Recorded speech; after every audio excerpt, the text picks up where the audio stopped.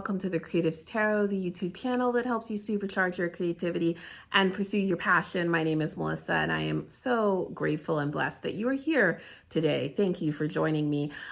Today is a full moon. We have a full moon in Pisces, which I am super excited about. Pisces is my moon sign. I am a full moon baby. I was born on the full moon. So I always feel a kinship to the lunar cycle and to full moons in general, but I love it. I love it when it falls into one of my signs, especially my moon sign. So I'm super excited about this. If you know any Pisces, you know that they are the sweetest, kindest, most compassionate, most empathetic people in the world. And so I love people who have Pisces in their chart because whether it's shown extrovertedly and in their personalities, outward in their personalities, that people see it and recognize it, or it's buried deep down because you have it in your moon sign or in some other element. I just feel like the Pisces sign and people who have Pisces, I mean, it's a water sign. So come on, like, of course, they're connected and empathic and in tune to their emotions and they feel really deeply. I feel like your water signs, you get a lot of artsy folks in there. And that may be why I love writing. But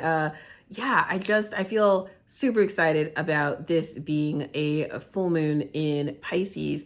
And I think that one of the challenges that folks can face sometimes when they're super empathic and super emotional and super connected and super just, channeled and tuned into other people's energy, is that other people's energy can really come to like bring them down. It can shift their mood. It can impact their day. Like they feel that energy very deeply. And so with this full moon, I encourage you to do kind of like a psychic detox, a spiritual detox, to like do something intentional to release the energy that you've accumulated from yourself and your own desires and frustrations in life, just life in general, but also from those around you.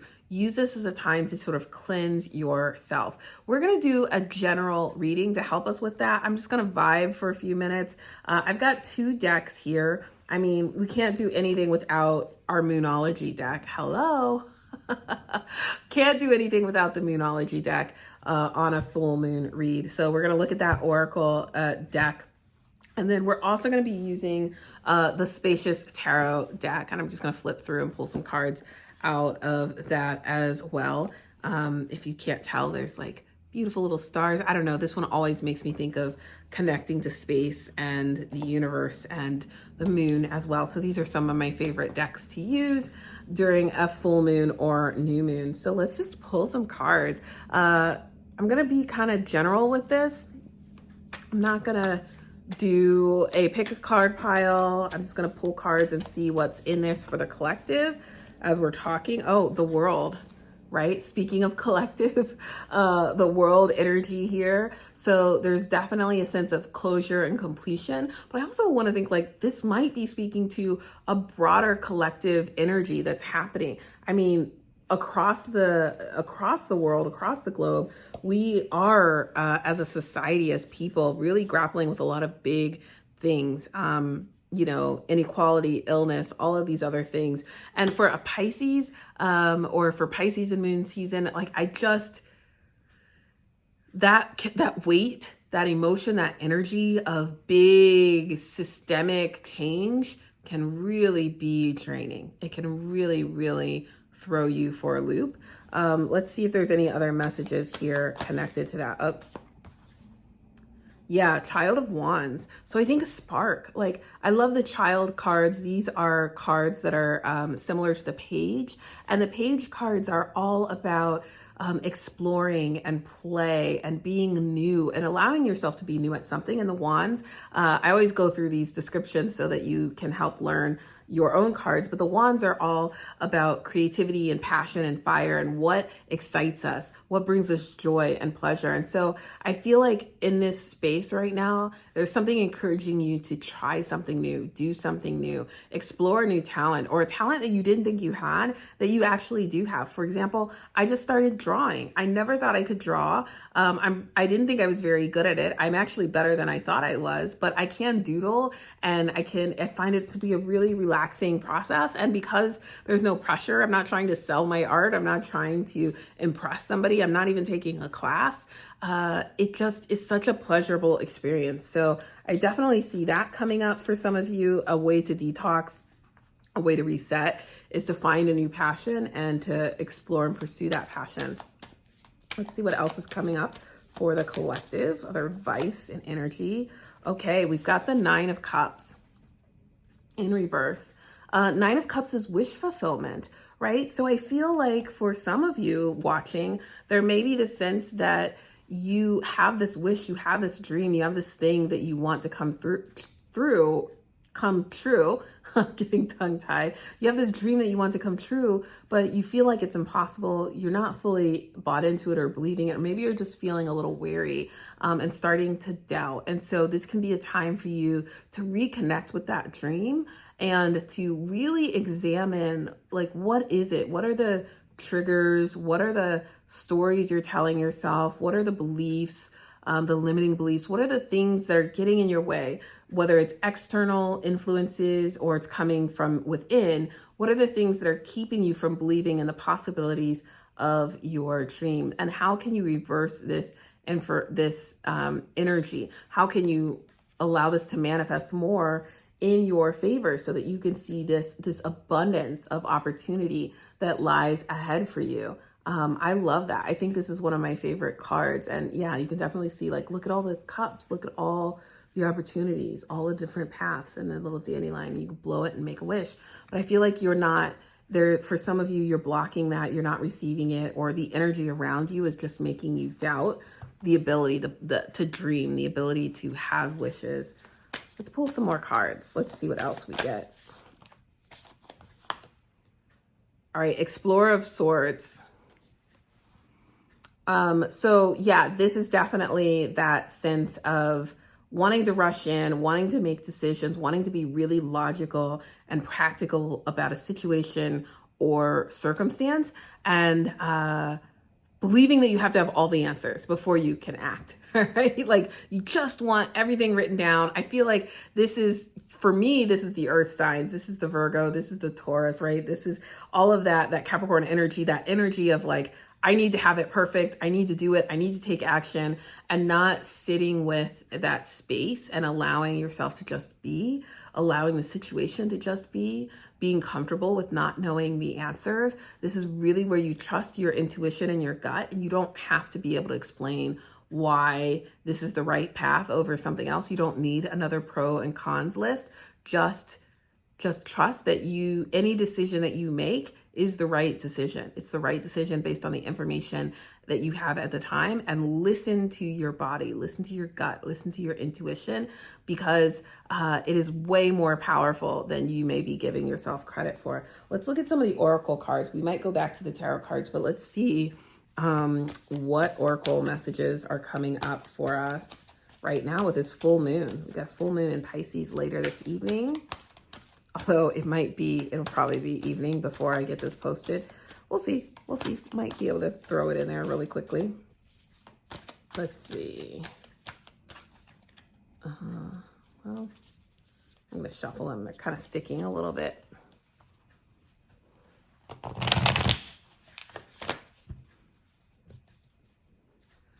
Let's see. What messages do you have for the collective around the full moon? Ah, there we go. Okay, we got a couple of cards. So we got 3 different cards that came out. The first card is Luck is on your side. This is the new moon in Sagittarius. I often think, and I think it's because of the color and the arrow, and I think of Cupid when I see this. I often think this is about love and romance. So if you're in the beginning of a relationship, or if you're feeling distant or stressed about the relationship that you're in, I feel like luck is on your side. Take that chance, take the risk, open yourself up, be a little bit more vulnerable, tap into that emotional Pisces energy, because luck is on your side, and it's likely going to go well. Use your charisma, use your charm.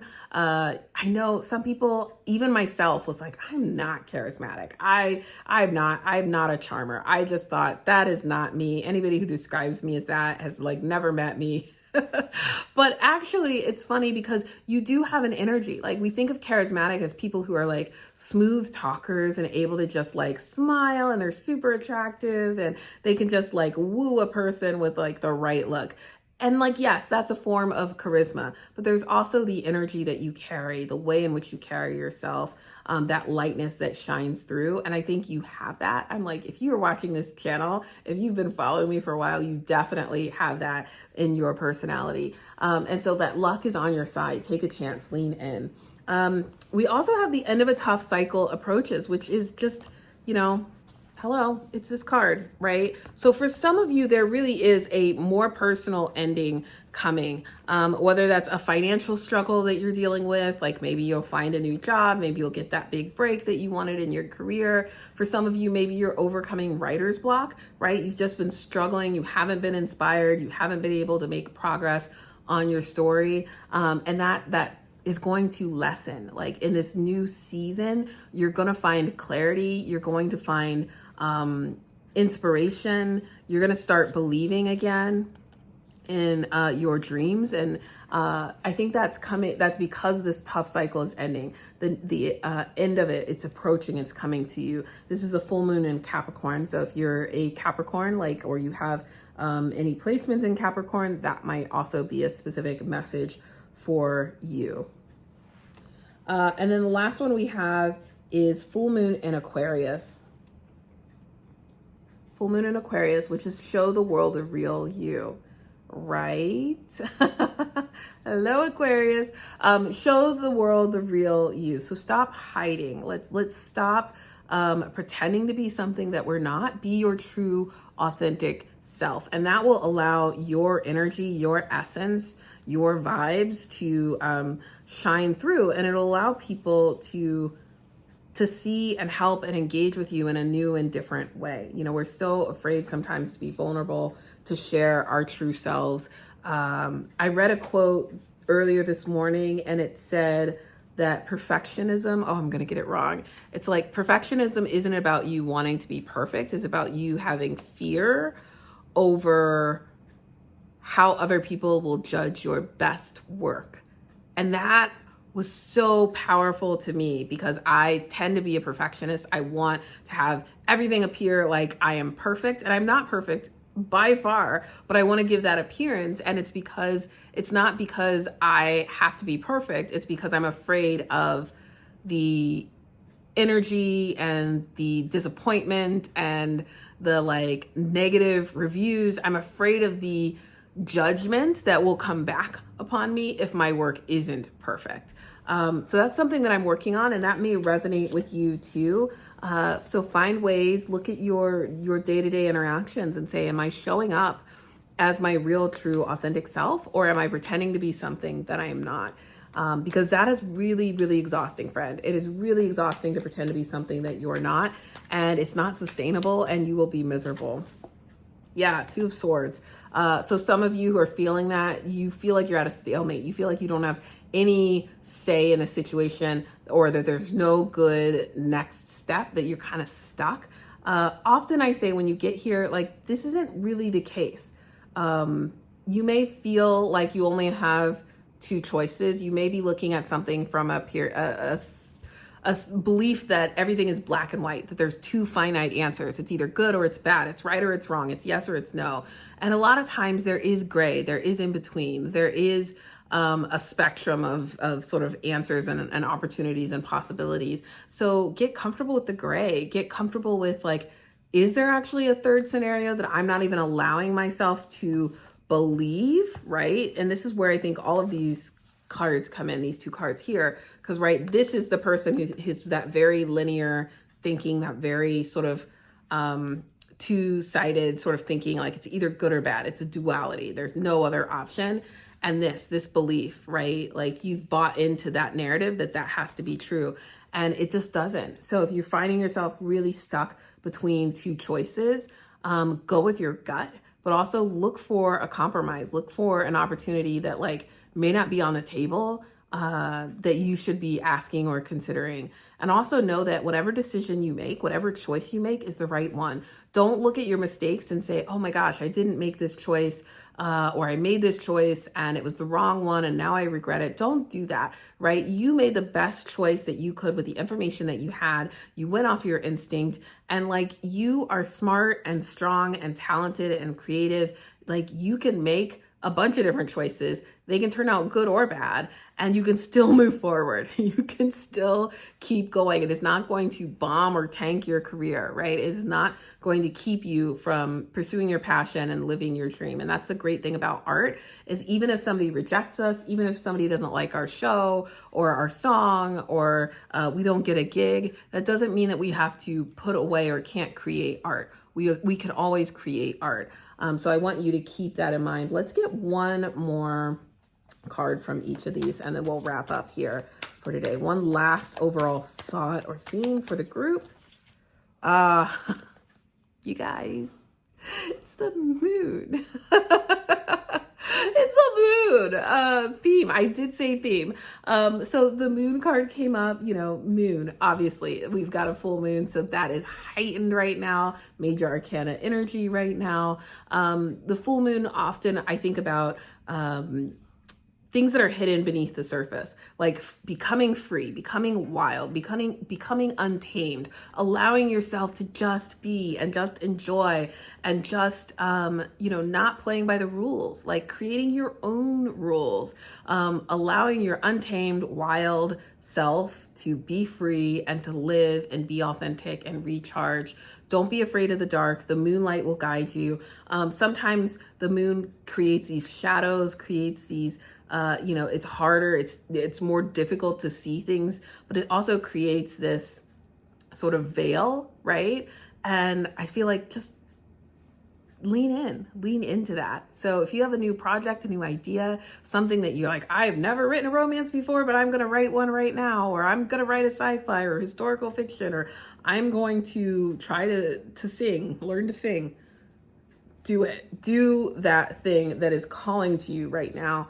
And that is going to open up doors. It's going to inspire you. It's going to energize you. It's just going to help you reset and recharge. And you never know where you're going to get additional inspiration. Okay. One more oracle message for the reading today. Like I said, this is a collective reading. So take what resonates with you. And if it doesn't resonate with you, just set it aside. It's okay. A time for healing. So yeah, this is basically what I said at the beginning, right? Full moon in Pisces, a time for healing, a time to reset, a time to recharge, a time to cleanse your spiritual energy and the energy around you, a psychic reset, right? Just recharge, get some crystals if you want, if that's your thing, do some manifestations, right? Do some scripting in a journal, burn a candle, do some visualizations, but do something to like reset and recharge. One of my favorite things on any sort of new moon or full moon is taking a nice bath. There are a ton of really cool like bath bomb type products, and you can see them on TikTok and on YouTube and on all of the Pinterest and all of that.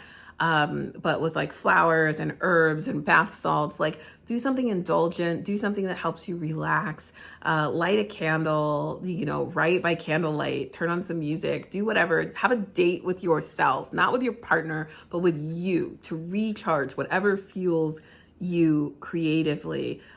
Take some time today to do that, or in the next few days, and leverage that energy of the full moon. That's it. That's all I'm going to do today. I have a bunch of other videos coming up on the channel this week, but definitely don't forget to like and subscribe so you can help grow the channel. I thank you so much for being a part of my Creative Tarot family. And I wish you all the best with this full moon energy. I'm so excited. I mean, if you couldn't tell by now, I'm so excited about the full moon. Okay, I'm gonna go, but I love you all, and I send you peace and kindness